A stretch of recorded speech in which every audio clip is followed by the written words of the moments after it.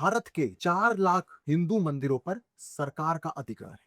अगर ये देश सेक्युलर है, तो हिंदू मंदिरों पर अधिग्रहण क्यों किया जा रहा है? जो भी भक्तजन अपनी श्रद्धा से जो भी पैसा हिंदू मंदिरों में चढ़ाते हैं, ये पैसा सरकार मस्जिदों से नहीं लेती, ये पैसा सरकार गिरजाघरों से तो नहीं लेती, ये पैसा सरकार सिर्फ और सिर्फ हिंदू मंदिरों से क्यों लेती है? और उन सभी 4 लाख मंदिरों में से आने वाली कुल संपत्ति लगभग 5 लाख करोड़ रुपए है, जो पैसा सरकार ले लेती।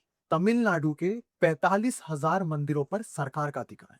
कर्नाटका के 35,000 मंदिरों पर लगभग सरकार का अधिकार है।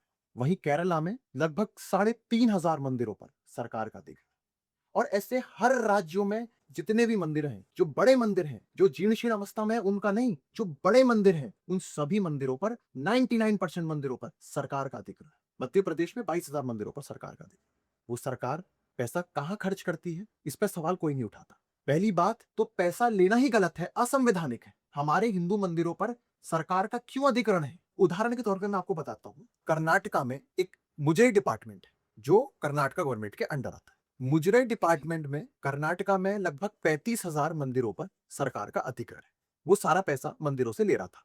तो वहां पर जो मंदिर ट्रस्ट था और वहां पर जो हिंदू संगठन थे, उन्होंने विरोध किया कि ये जो पैसा आप ले रहे हैं, ये पैसा आप चर्चों में और मस्जिदों को रेनोवेशन में खर्च करते हैं। तो कर्नाटका की सरकार ने, उस वक्त बीएस येदुरप्पा मुख्यमंत्री थे, बड़ी ही चालाकी के साथ एक कॉमन पुल फंड बनाया। और वो कॉमन पुल फंड का सिर्फ और सिर्फ सिद्धांत ये था कि हमारे हिंदू मंदिरों से आने वाली कुल संपत्तियों को श्रेणी में बांट दिया।